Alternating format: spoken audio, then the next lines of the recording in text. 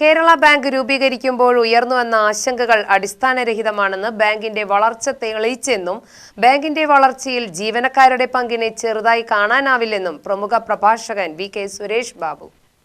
Kerala bank retirees federation ജില്ലാ കമ്മിറ്റിയുടെ കുടുംബസംഗമത്തിൽ മുഖ്യപ്രഭാഷണം നടത്തുകയായിരുന്നു സുരേഷ് ബാബു.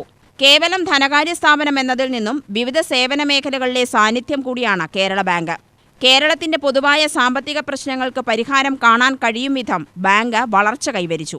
ഇടപാടുകാരുടെ വിശ്വാസവും ജീവനക്കാരുടെ അർപ്പണബോധവും കേരള ബാങ്കിനെ മുന്തിയ ബാങ്കുകളിലൊന്നാക്കി. ബാങ്കിന്റെ വളർച്ചയ്ക്ക് ആനുപാതികമായി ജീവനക്കാരുടെ ജീവിത നിലവാരവും മെച്ചപ്പെടേണ്ടതുണ്ട്. കാലോചിതമായി പെൻഷനും ആനുകൂല്യങ്ങളും പരിഷ്കരിക്കപ്പെടണമെന്നും സുരേഷ് ബാബു പറഞ്ഞു.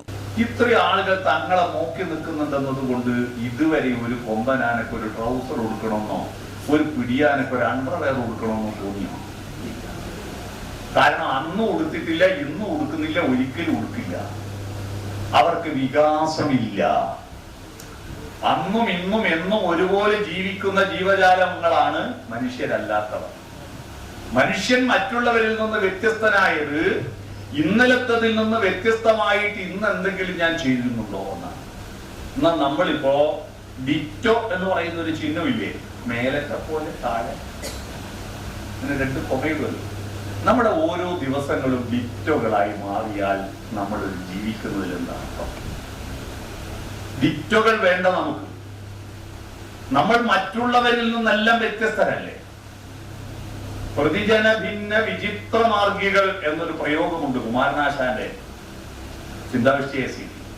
പ്രതിജന ഭിന്ന വിചിത്ര മാർഗികൾ. ഓരോ ആളും വ്യത്യസ്തവും വിചിത്രവുമായ സ്വഭാവമുള്ളവരും പ്രവൃത്തി ചെയ്യുന്നവരുമാണ്.